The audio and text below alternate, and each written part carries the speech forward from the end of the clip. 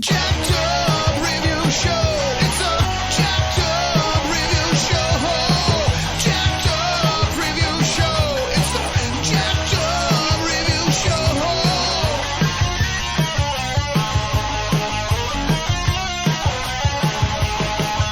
Join us as we cover many an insane movie and numerous cult TV phenomenons. Are you ready to get jacked up? Are you with us? Then listen on. Listener discretion is advised. It's a jacked up review show. It's a jacked up review show. Jacked up review show.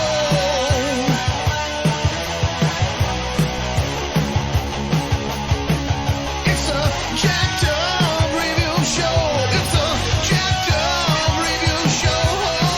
Jacked up review show.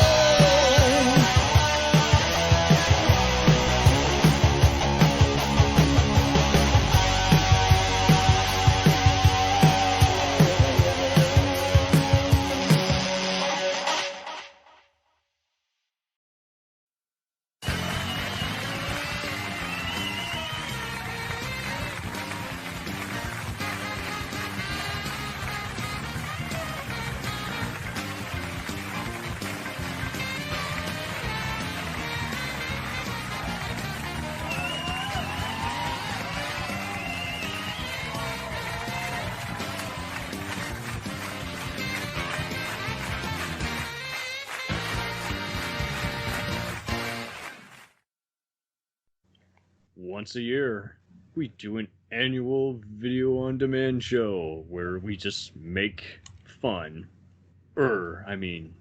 Nominate an award. All kinds of performances, all kinds of movies, all kinds of shit. So get ready. I will start off the presenting round. And it is the best TBS line dubbing. Is it Roadhouse? Or I used to screw guys like you in prison? Is it every other Chris Tucker movie? Or is it Die Hard 2? And the winner is Die Hard 2 for Yippee-Ki-Yay, Captain Falcon. An edit they still show to this day. Now, Tom, what nomination do you dare award? Well, because I'm a bit of an overachiever, I have 3 awards. Oh, Not just 1, not 2, not 3, not 4, but 3 awards. Shiny. The first, now, I'll preface this by saying that sometimes I am very late to the party when it comes to some movies. I fully admit that. My options can be somewhat limited, but when I see a movie that I thoroughly enjoy or I thoroughly love to make fun of, I remember it. So with that being said, my first award is the best bad movie I've seen in 2020. Nice. And that award goes to Manos, The Rise of Torgo. Oh, nice. That was something, wasn't it? It was something, but I'll tell you that even it was probably as self-aware as a movie could be without actually being real life. It was better than the other Mono sequel they made, that's for sure. Yep. Yeah, funny you should mention that. I'll get to that a little bit later. But the one thing that really made me love this movie was the fact that it was so over the top, so campy, and best of all, the guy playing Torgo. Oh, I just fell in love with him. The camera loved him, and we loved him in return because we got to see him mature a little bit, while still being the same lovable guy that we would grow in love as saying, "The master is away." He did something. All right. So when we go into my second one? Let's circle around. Okay. John, playing Russian roulette with the awards. What will you award? For me, it's the most hammy monologue in an action movie. whether it's a villain or hero. And the nominees are Nicolas Cage in Jiu-Jitsu, any scene it's in. We have the main villain expert in the courtroom with his minute-and-a-half speech. And the winner is Nicolas Cage in Jiu-Jitsu. Perfect. Mm-hmm. There wasn't any competition at all. Nope. You have to go with Alright. him. Damn. David Gherman, what will you award tonight? I was thinking of the most disappointing film I've seen recently. I can't think of any runners up, but the winner's got to be Wonder Woman 84. That the movie was so disappointing. I was very sad by the end of it, and I loved the first one. Loved it. That is pretty sad. So yeah, and maybe the longest damn movie I've seen lately would have to go to the Snyder cut of Justice League. Holy crap, that's a long movie. It is pretty long. I will say, to be honest, I think I've heard it's still playing somewhere. Yeah, it never. Well, they don't. It just keeps running because But no one can make it through it. No one can ever make it through it. But I actually watched it in one sitting because I was home sick that day from my COVID vaccination. I had to react. I felt sick the next day, so I stayed home from work and I actually watched it all in one sitting. Oh dear. Wow. I was delirious. Mm. I've only seen the first part so far. It's definitely better than what we got previously, but if you really aren't a fan of superhero movies, it's also just not going to change your opinion of the genre in general. So, Yeah, no kidding. with further ado, I'm going to award the John Carradine Award for Best Scene-Stealing Performance by a long-deceased actor. Is it Christopher Lee for every movie that he was in post-mortem? Is it John Carradine in every other Fred Olen Ray movie where they use stock footage from the stupid movie that never got released? Or is it the guy standing in for the motion capture of Peter Cushing in Rogue One? And of course, the winner is that latter choice. Pretty damn good for playing an actor playing another actor who's been dead for over 30 years.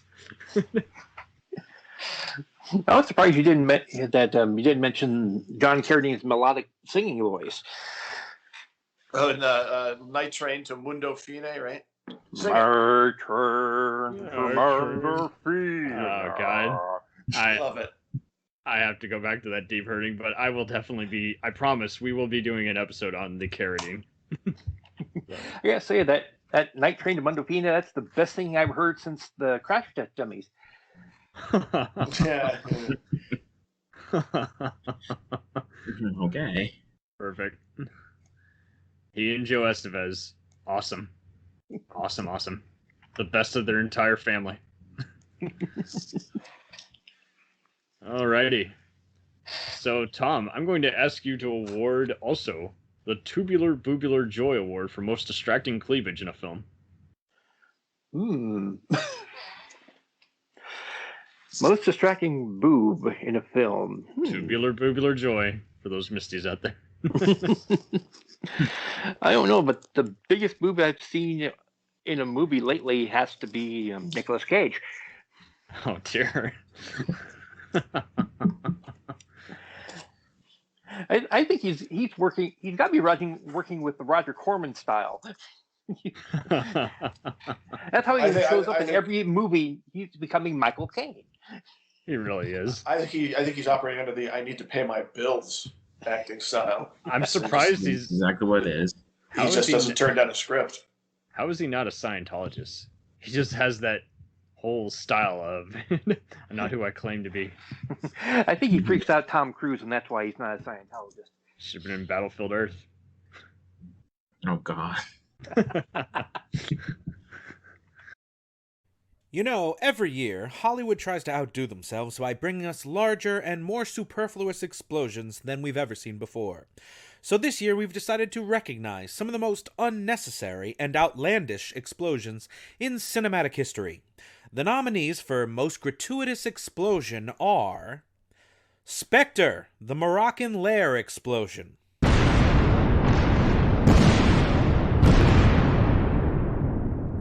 Mad Max Fury Road, the tanker explosion. Terminator 2 Judgment Day, the nuclear nightmare.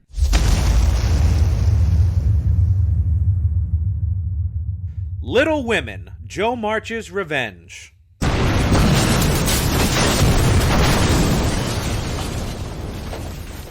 And the winner for most gratuitous explosion is Little Women, Joe March's revenge.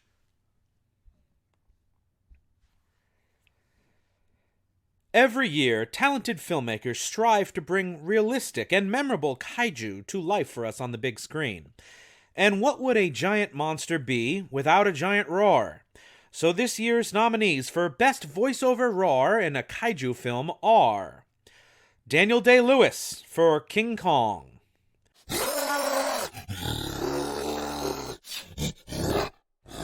Dustin Hoffman for Godzilla,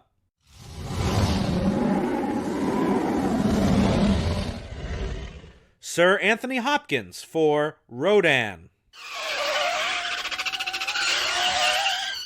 Dame Judi Dench for Gamera. And the winner is Dame Judi Dench for Gamera. Hey everybody, Corey here, aka Sleazy C from Podcasting After Dark, and I'm presenting to you the award for most underrated alien creature effects. Is it the food-based mutations in The Stuff? What about the thing from, well, The Thing? What about the tubular-boobular joys of Species? And possibly even the end of Total Recall. And the winner is...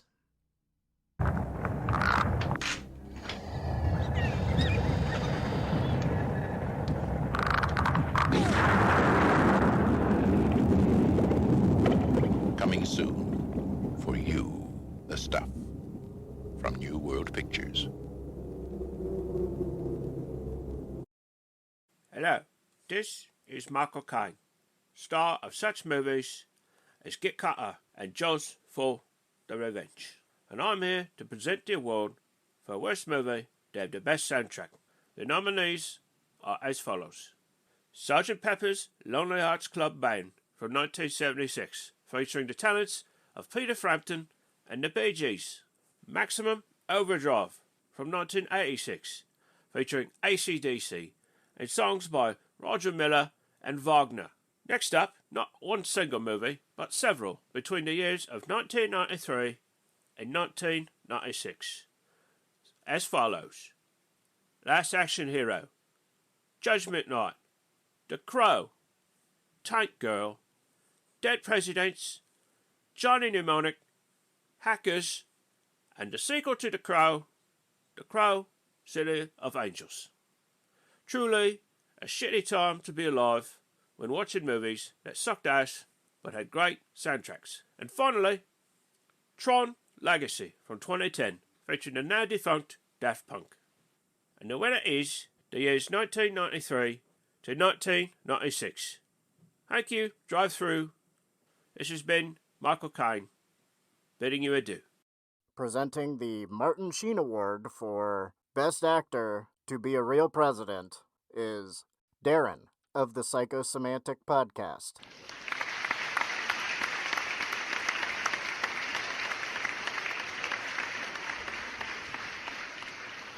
Good evening. And the nominees are Kevin Kline as Dave Kovic in Dave, Jack Nicholson as James Dale in Mars Attacks, Jeff Bridges as Jackson Evans in The Contender, Peter Sellers as Merkin Muffley in Dr. Strangelove or How I Learned to Stop Worrying and Love the Bomb, Michael Douglas as Andrew Shepard in The American President, and Morgan Freeman as Tom Beck, Deep Impact. And the award goes to Dave Kovic from Dave.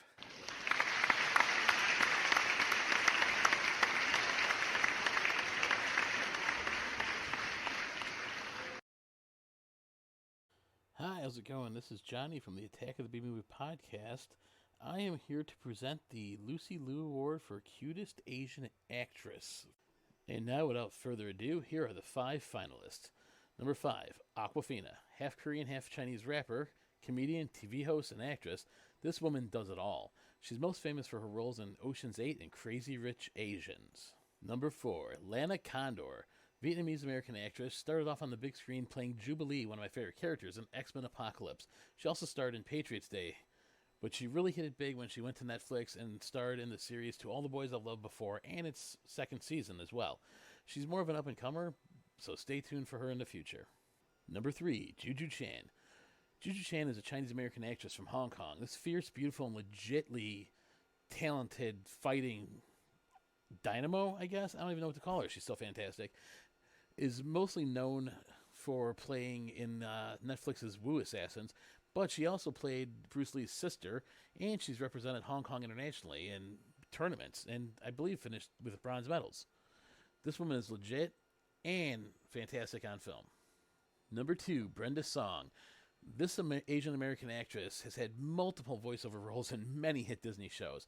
She started breaking out in movies such as The Social Network and New Girl, and she's still going strong, so stay tuned and keep an eye out for her. Number 1, and forgive me if I pronounce this Chinese-born actress's name wrong, Liu Yifei. In the U.S., she's basically known for the movie Milan, and she was fantastic in it. In other markets, The Return of the Condor Heroes and The Forbidden Kingdom are some of the big things she's been in. She can act, she can do the stunts, she's got everything. Stay tuned for more from her as well. Now, my number 1 pick and the winner of the award has got to go with Juju Chan. Juju Chan is gorgeous, she's fierce, she can act, she can hit, she can fight, she can do her own stunts. This woman is a dynamo of everything, and all of that is what makes her my pick for the Lucy Liu Award for Cutest Asian Actress.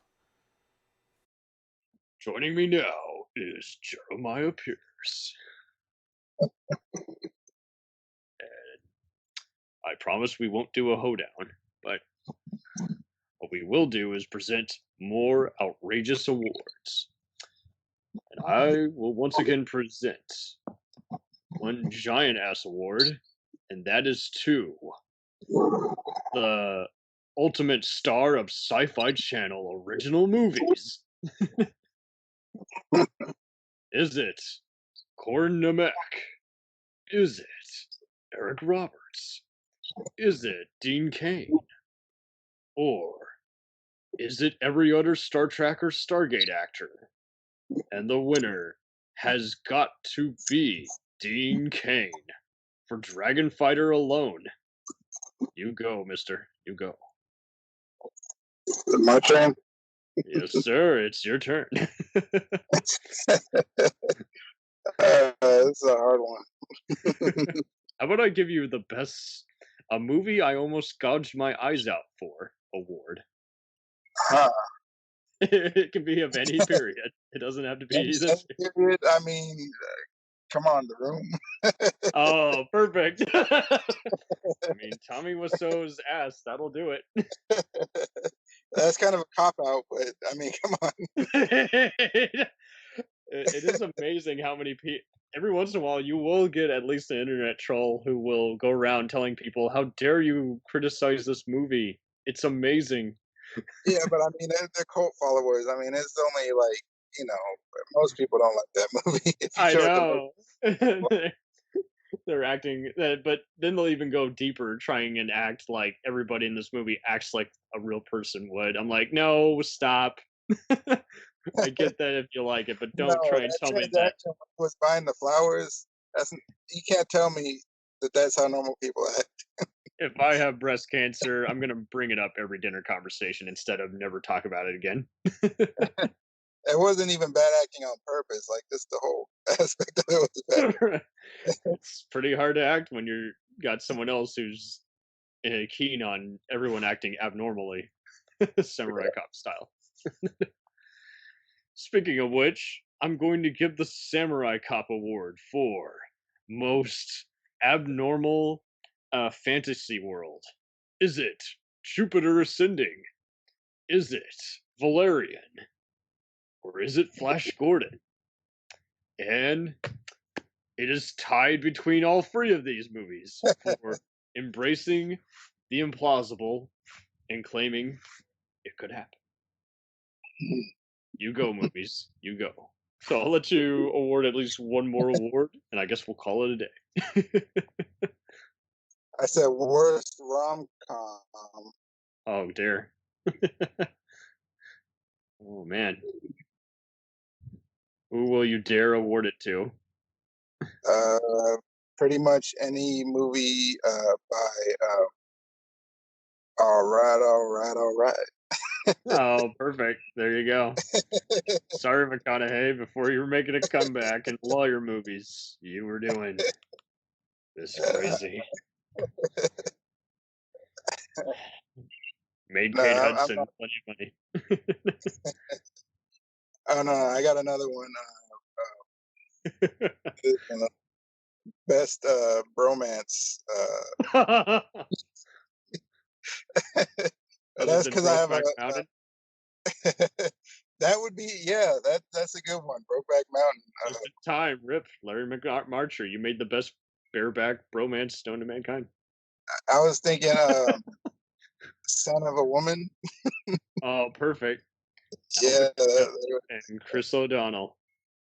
Woo-ha! Yeah. There was another one I was thinking I forgot. Oh, perfect. Yeah, the Scarface Award for most hammy gangster. Is it Wesley Snipes as Nino Brown in New Jack City? Is it Christopher Walken in King of New York? And I was the gonna winner is the winner is neither of those. Another award, the most copious amounts of cocaine ever done on screen. Oh, perfect. Okay, it's even better. That's the qualification. The Scarface Award for most copious amounts of cocaine on screen. Is it Everybody in Light Sleeper? Is it Everybody in American Gangster? Right. And the winner is neither of those. The winner is Everybody in Pineapple Express. That was the most. So, what movie would have the most weed? That's what we got. Oh, good question. Is it Friday? I guess so. I mean, even before they're threatening to knock each other the fuck out, I mean, there's kind of already chill. Is it that movie How High, where they were in college? I think Method Men would approve. Yeah. Or Harold and Kumar.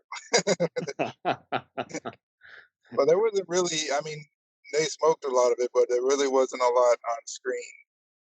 But if we go by TV shows, we could say Trailer Park Boys. Oh yes, absolutely. That's the cause of all their problems, let alone the violence. Also, weirdly, the solution to all their problems, because that's the only way they seem to have been able to rack up a lot of money. Right? Oh, that show's a classic. Whew. I think Mr. Leahy was the cause of all their problems. It didn't help that they had the most incompetent crew each time planning a heist. So yeah, that's true. that's who was available. Sorry. Whoa. Either to stop. So. Who's gonna stop us now? Oh. Oh, that's it for me. Unless you want to do one more. Worst video game movie, Mortal Kombat 2 or Mortal Kombat Annihilation, or I think anything by you, Ball. Yeah, right. Yeah, he's the main. But I got to give it to Monster Hunter this year. Holy shit! I haven't seen that one yet. Oh, I was so bored. It was not well lit at all. I would say Resident Evil. Well, yeah, those definitely contribute, but like this is like those like times 1,000 is like. I think it's funny how they had such a high. They all had such a high production value, but they all, in my opinion, I didn't like either one, any of them. Yeah. Where did the money go other than the graphics and? I guess the so far up its own ass. Yeah, there you go. Plenty of asses in those movies. Oh,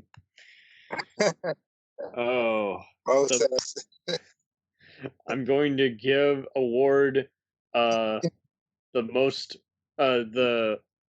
pointless red herring award for weapons that are awesome but aren't fully utilized. Is it the BFG, an either version of Doom? Is it Rutger Hauer's sword in Ladyhawk? Or is it every other cop character on a cop show who doesn't ever get in the line of duty? And as much as I wanted to nominate Doom for not making good proper use of the BFG, it's got to go to Rutger Hauer's sword in Ladyhawk, because come on. Don't promise me Rutger Hauer with a sword and not use it. Any cop who doesn't do his job, like pretty much what is akin to any student that doesn't go to college while they're pretty much in college. They don't go to class. Yeah. I was there. I was just outside the college room. They in their big ass. I attended. They're in their big ass. You're right. And they never go.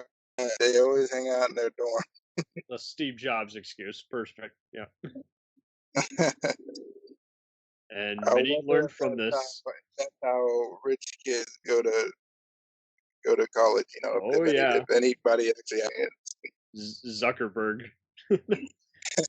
which is why we can never find an exact GED on them, because they didn't go in the system. They weren't there logging in. How can you go into the system? You got to be human first. Oh. I think he was engineered. I think he was engineered. Zuckerberg is basically a more subtle version of Skynet. Yeah, exactly. Hey, this is Robb, the Cinema Drunkie Antequera from the Action Drunkies podcast, and I'm here to present the category for Best Fight Choreography in a Shitty Martial Arts Movie. And the nominees are Game of Death 2, The Shaolin Drunk Monkey, and Death Promise. And the winner is Game of Death 2, directed by Ng Si Yoon and choreographed by Yun Woo Ping. Shout out to the winners for bringing such great choreography to a piece of shit martial arts movie which features such terrible dialogue as this winner right here. I may be a gung fu expert, but I need cash. Ha ha ha. Yes, that's a great piece of shit right there. Hi, it's Johnny Potoky from the Attack of the B-Movies podcast once again with another award. This time it is the Dennis Leary Award for the biggest on-screen asshole in a film. So let's just get right into it. The nominees are number 5, Kent from Real Genius. From the moment we meet Kent, we can already tell we aren't going to like this douchebag. And we're pretty much proved right immediately. From insulting Mitch Taylor at their first meeting and asking him if he wanted a bottle or something. I don't remember what it was. To ratting out Mitch and Chris at a pool party with a bunch of student beauticians, or recording Mitch crying on his phone to his parents and playing it back for the whole building to hear. This guy is an asshole the whole movie. Now, granted, they do make him think he's hearing God, and at the end of the movie, when he gets knocked out of the house full of popcorn, he is a little nicer to them for the split second we see. He did get a little bit of redemption, but I'm not sure how much. Number 4, Johnny from Karate Kid. Let's be honest, this movie isn't really as good as everyone is making themselves think it is. And if you think it still is, watch it sober. It really doesn't hold up for me, and everyone's in this nostalgia mood for one of my favorite decades, the one I grew up in, the 80s. And it's like, you should watch Cobra Kai. I'm like, not going to do it. But the one thing that did hold up about this movie is what a huge asshole Johnny is the whole movie. In fact, he's pretty much just a street thug the whole movie. And while me and him share a name, and we're both assholes, This guy makes me look like a saint in comparison. But much like Kent, he does get some redemption at the end when he says, "You're all right, LaRusso," and he seems a little bit humbled by the defeat. Number 3, Burke from Aliens. If there was ever a better example of a scumbag company man that only cares about making money and advancing his career and doesn't care who he'd step over, I'd like to know. Seriously, I'll wait if you know someone. Burke was such a colossal asshole and played so well by Paul Reiser that when I was growing up, I hated Paul Reiser for years. I mean, this scumbag knew how dangerous this mission would be and knew exactly what they were trying to do, and he didn't care about any of the characters with them. And I'll tell you what, though, I'm sure, I was too little to see it in the theaters, but I'm sure in the theaters, when this asshole got his comeuppance, people cheered. Number 2, Bill Lumbergh from Office Space. Now, Lumbergh's a different type of an asshole from the rest of the ones on this list. He's not loud, he's not obnoxious, he really doesn't snitch on people, and he really hasn't gotten anyone killed as far as we know. But he is just a true company man much in the same sense Burke is, that he doesn't care about anyone around him as long as he makes his deadlines and gets those goddamn TPS reports done. He's a white-collar asshole boss through and through, and it's white-collar asshole boss territory that he roams and rules over. He's a quintessential big business office red tape bureaucrat asshole. Is that enough words to describe him? I'm not really sure. I'm a people person, goddammit. Number 1 on the list, Ash Williams from the Evil Dead franchise. Now, this is the only one on the list that's kind of a good guy, right? Like, he saves the world, and he's really a bit of an anti-hero, and he's one of my favorite characters of all time. But let's be fair. By the time you get to, say, Army of Darkness, and they really develop him, he's an asshole. And then in the series Evil Dead, he resurrects the dead by getting high and trying to impress some bar skank by reading what he claimed was poetry from the Necronomicon and resurrected everybody again. He has no personal responsibility or accountability for anything, and basically just wanders through life on his luck, smartass remarks, and charm. And granted, he does have legendary one-liners, probably the best one-liners out of almost any other character, but he is an asshole through and through. So those are my top 5 for it. Now, a lot of you are probably thinking, I'm going to say Ash Williams from Evil Dead, and I'm not. I'm going to go with Burke from Aliens. This guy's so fucking despicable that there's no redeeming factor of Burke. I mean, I could go through other movies and pick bad, assholes, but Burke, for me, takes the cake. So I hope you like the top 5, and I hope you like the choice, but I think Burke makes Dennis Leary proud. Alrighty. So, Corey and I are presenting some more awards. Welcome back to the show. Thank you, sir. Alrighty. I'm going to present the Leroy Jenkins Award for Let's Do This. What movie character has just basically screwed it up for everybody? Is it Paul Reiser in Aliens? Is it Hudson in Aliens? Or is it Ellis in Die Hard? And the winner is none of those. It's gotta be Miles Dyson, the creator of Skynet in Terminator 2. Thanks, man. Thanks.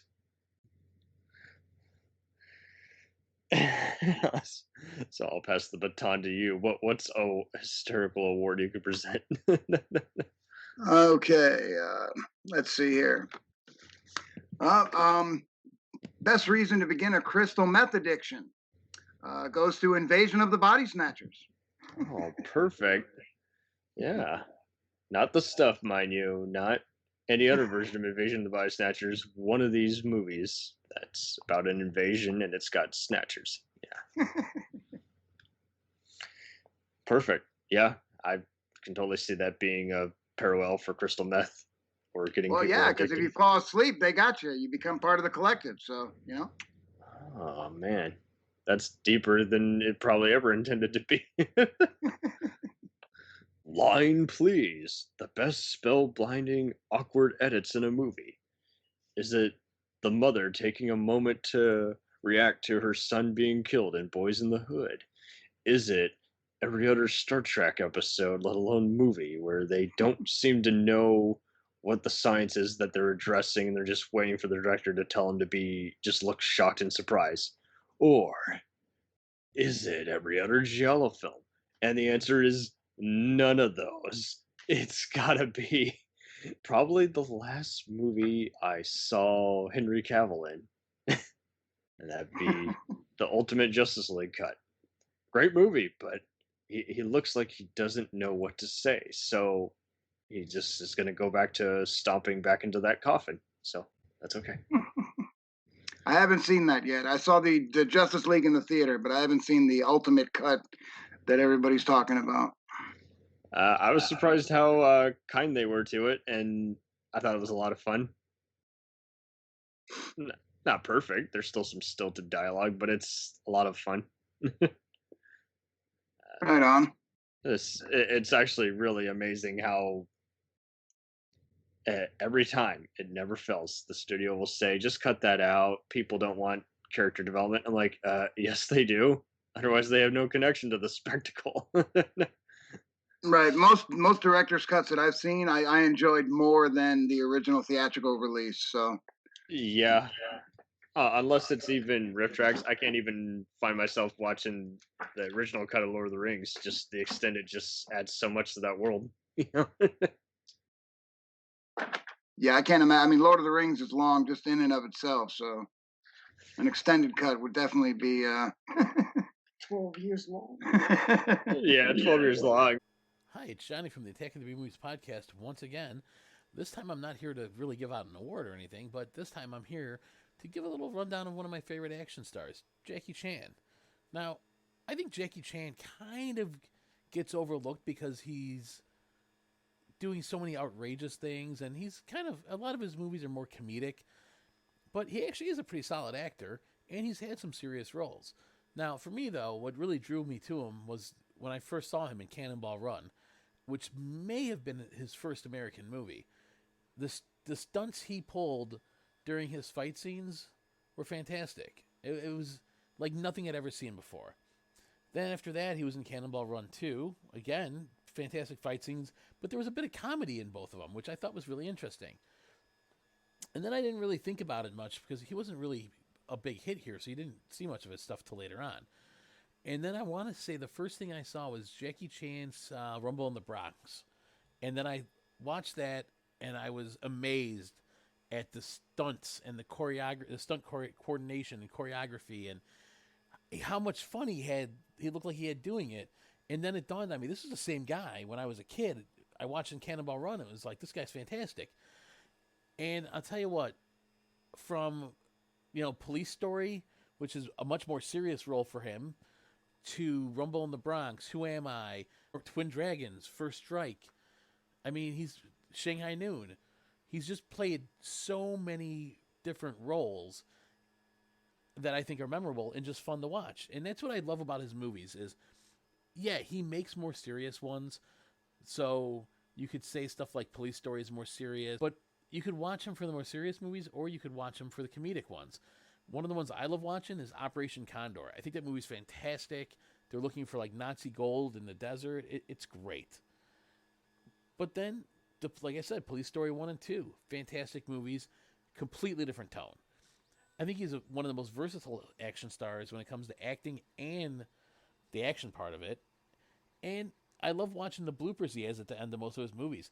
He finished most of Rumble in the Bronx with his ankle broken or his foot broken and in a cast that looked like his gym shoe.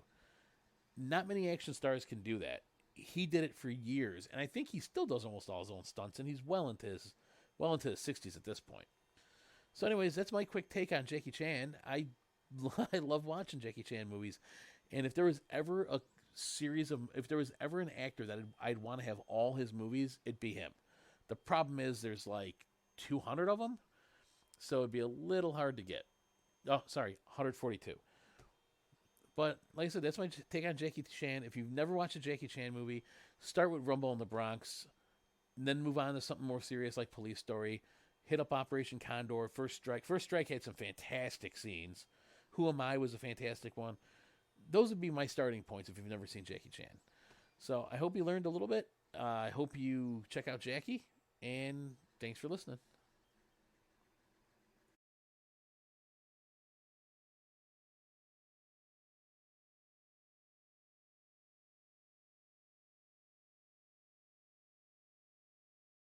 Hey everybody, it's Nathaniel Avila, and I'm here with Ruby Rodriguez and Serenity.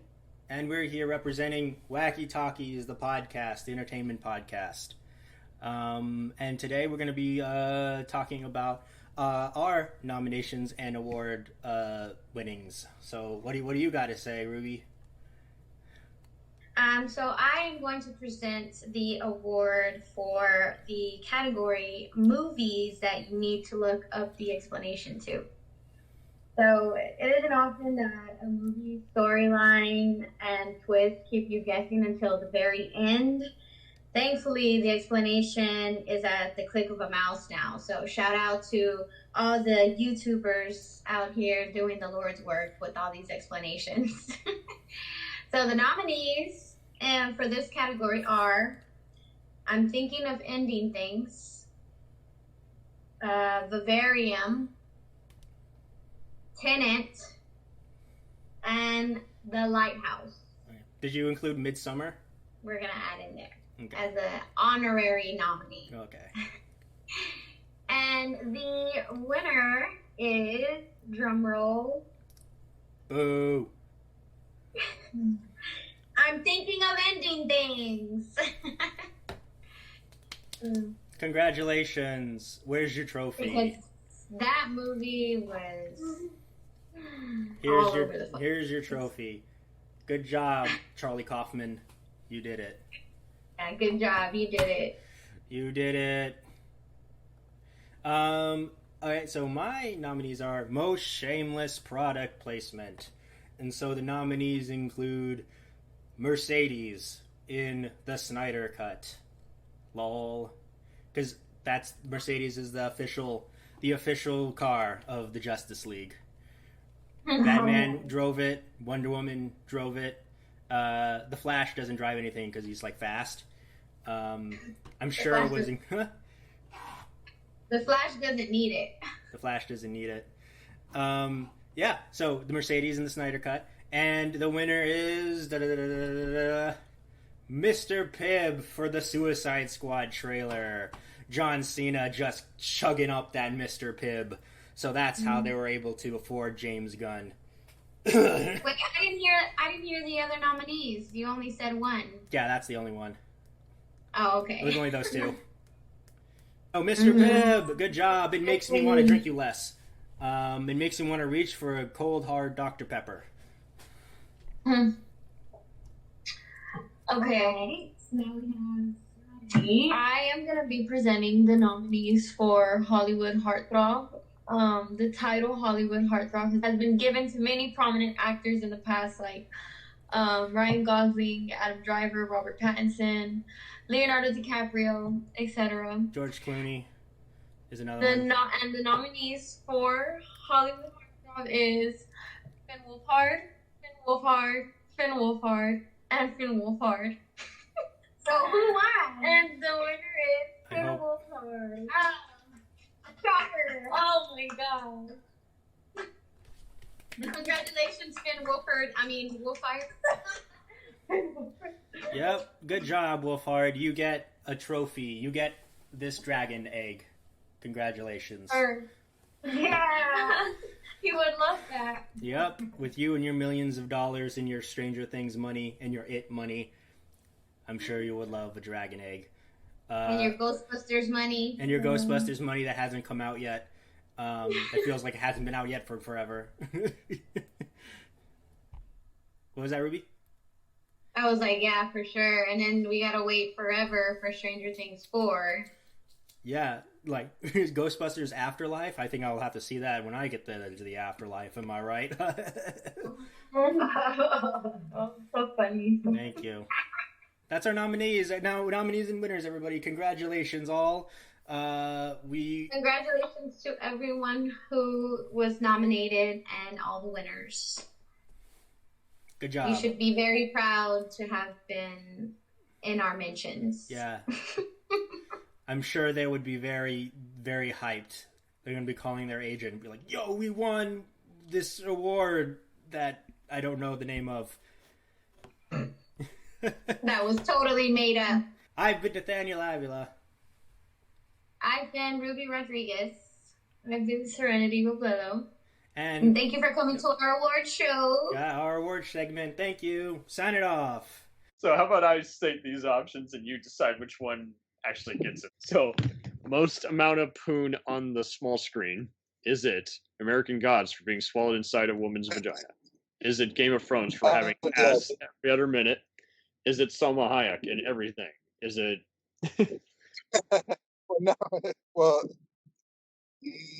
No, not really. Not Salma Hayek. I mean, she has done it a lot.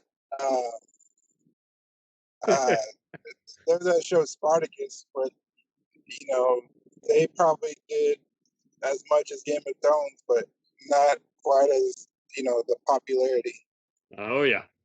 So there you go. You got free decisions, which will take home the Poon Award. Oh, which one had the highest? I mean, Game of Thrones has plenty of nudity where it's basically even just a rape scene, and Spartacus has plenty of people just bathing in the nude, so... Yeah, I would say Game of Thrones by default. Okay, perfect. I'll let you award something else. Okay, this is one my girlfriend Faith came up with. After we recently saw the riff tracks of Dinosaurus. I'm not sure if you're familiar with it. I've definitely seen the promo they did. I don't think Oh, it was fantastic. Very funny. And we give it the Yabba Dabba Doo Award for having cavemen and dinosaurs from the same time period in the movie. Oh, dear. Isn't that Full Moon Entertainment Award? Or Full Moon release? Or is that someone else who did that? I don't remember that part. It might be. But the movie is based on dinosaurs and cavemen that are frozen underwater in the tropics, no less. How they're frozen, I don't know. And I mean, like, just offshore, like literally like 20, 30 feet out from the beach, these dinosaurs and cavemen have been sitting there frozen for tens of thousands and millions of years or whatever. And they all came from the same time period, apparently. It's just ridiculous. That's perfect. Excellent. Yabba Dabba Doo. Alrighty. I'm going to award the Johnny Bravo Award for Most Incompetent Muscular Lead Actor. Is it The Miz in the Marine films? Is it Red Brown in The Howling 2? Is it... It's Red Brown in The Howling 2. I couldn't resist.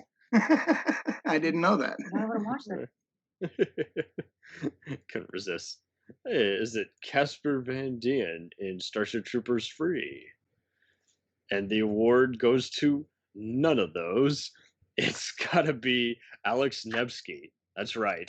This dude is a terrible excuse to try and replicate the career of Arnold Schwarzenegger. Watch any of his movies, and you'll just be looking at your clock saying, this is a movie? How did he get all these other awesome, far better action stars to be in the movie with him?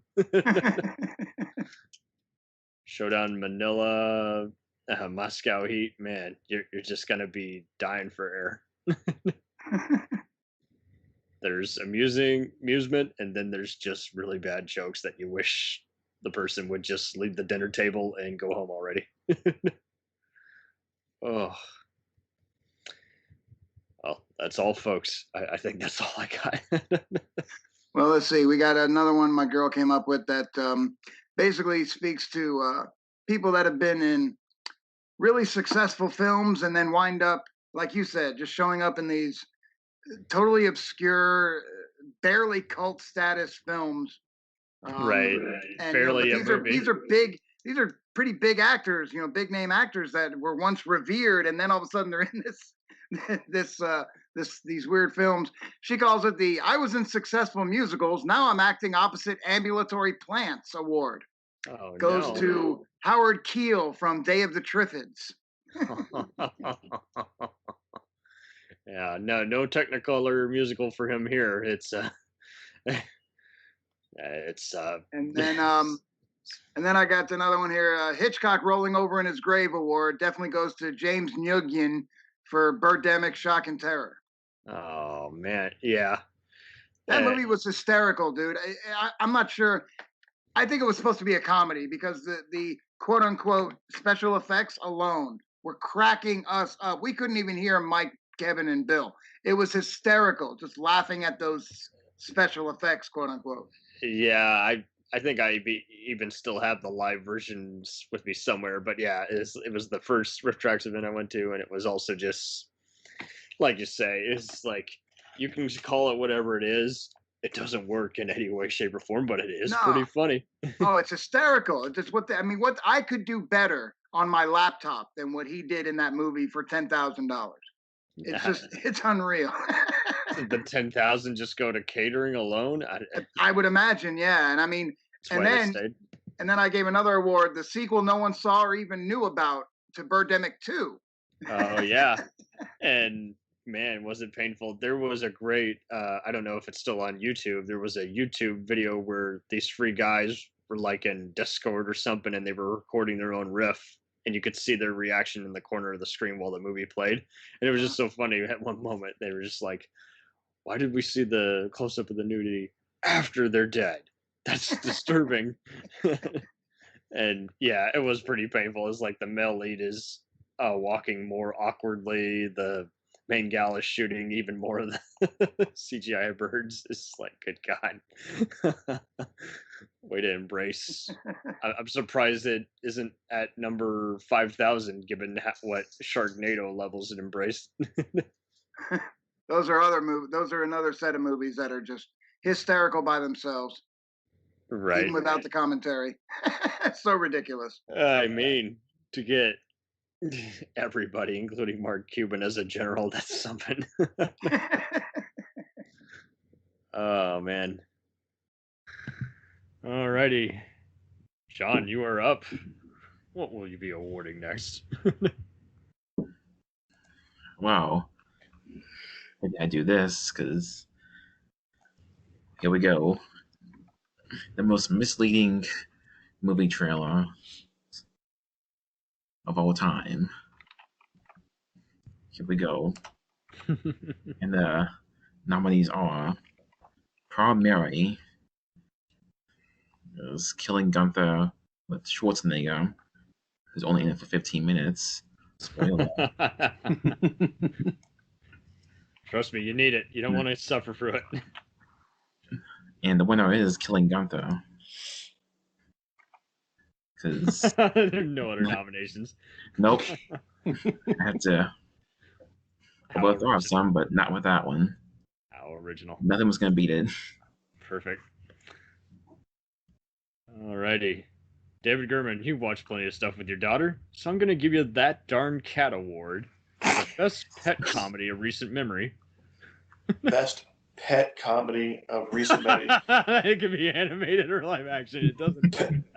Pet Cemetery. Nice. Love it. Actually, I didn't think that was so bad. For a remake, I didn't think it was. I think they did a pretty good job. The acting was good. I could not get it's sufficiently creepy. Yeah. Oh man. I'm going to be awarding the Are You Professional or Not for worst camera work. Is it the opening fight scene of Doctor Strange? Is it the unneeded slow motion in every other 300 or Batman vs. Superman movie? Is it the crappy color correcting in the typical Netflix original movie? Is it the unneeded slow motion and Canadian values of every other Lifetime movie? But don't worry, the winner is 71. Very fucking overrated IRA terrorism drama. This guy, And I loved how everyone was like, I don't think it's a historical drama. It's like, if that's the case, why does it instantly say we're in Ireland, it's set during the 70s? Oh, man. This movie wanted to be Die Hard. It wasn't. Wanted to be Born Identity or James Bond, but even those guys aren't that terrible with their camera work. So this guy literally looked like he was having a seizure in even the most static scenes, and the IRA terrorists have no characterization whatsoever. What the fuck are you doing? Are you professional or not? Am I gonna walk around and rip your fucking lights down in the middle of a scene? Then why the fuck are you walking right through? Da-da-da-da, like this in the background. What the fuck is it with you? What don't you fucking understand? You got any fucking idea about, hey, it's fucking distracting having somebody walking up behind Bryce in the middle of the fucking scene? Give me a fucking answer. What don't you get about it? I was looking at the light. Oh, good for you. And how was it? I hope it was fucking good because it's useless now, isn't it? Fuck's sake, man, you're amateur. You professional or not? Alrighty. Tom, I'm going to give you the Jason Momoa Award for Best Badass Holding a Sword Moment. Now, for me, I take this in a lot of different ways. I mean, there have been some great badasses with swords. There have been some okay ones. Happy Birthday, Christopher Lambert, for example. But for me, the badass with the sword, it comes down to the lead from Samurai Cop. Yeah, sons of a bitch. There is no better scene than Matthew Caritas going after Robert Zadar, and neither one of them knows how to swing a sword worth a damn. So that makes him a badass. Right. Another one with color correcting issues. And an amazing wig job, too. That's a great wig. It's a wonderful, wonderful wig. So, if there's any more that you guys want to award, that's going to be it for today. I have two more, if everyone wouldn't mind. Please. I would love to hear them.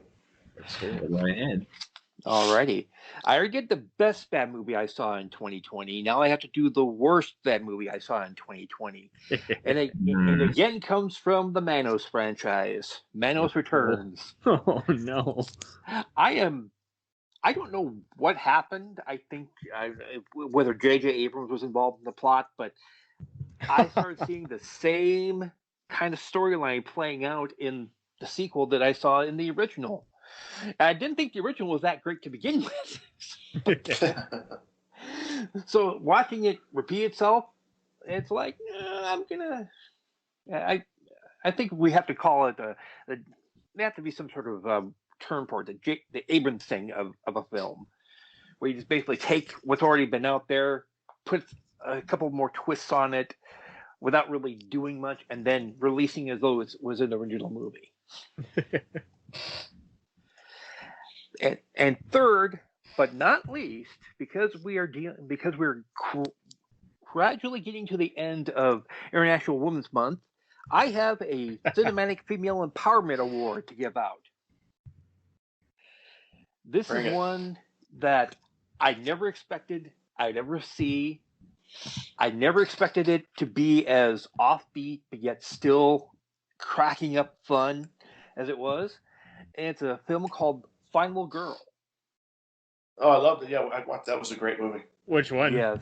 There were two of them. Abigail Breslin and... Oh, yeah. I did see that recently, yeah. Yep. And I basically called it Joan Wick because it kind of reminded me a lot of outrageous fights, yeah. It took a little while to get used to the chronology of it, because I kept thinking, this is happening now, this is happening in the 50s, and it turns out, yeah, it was an earlier time than I thought it was. But at the same time, that's what made it so much more fun. That and Yeah. the one guy who was clearly hamming it up. I mean, you couldn't. If he was so hammy, you could have served him for Easter. Oh yeah, Wes Bentley of Ghost Rider and Hunger Games fame. No, he actually was more sedated in this film. There was another guy who was even worse. I thought he had a good shit-eating grin at least. He did, but that's kind of what made it enjoyable. I can't remember the name of the guy, but it was the guy who was really into the chasing down and hunting down of the women. Oh yeah, he's ready for blood. Yeah. Yeah, but definitely it's one of those that you could watch it once and know that somebody decided to make a female empowerment movie by making the 50s a female powered. Instead of looking like an SJW with glasses, they're someone with an axe. Perfect. That's right. It's perfect compromise. And don't forget it's all blame on Gamergate. Perfect. All right. That's it. That's all. I got nothing. That's all, folks. Fuck you. and the horse you rode in on.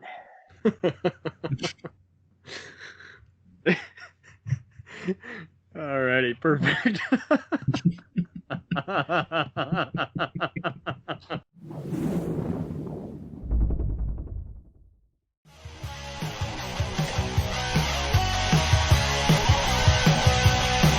Follow us on the web on Facebook, Twitter, and Instagram. The podcast is available on Podbean, Spotify, iHeartRadio, Anchor, Apple, and anywhere else podcasts are available. Feel free to review our show and leave comments on any of those sites.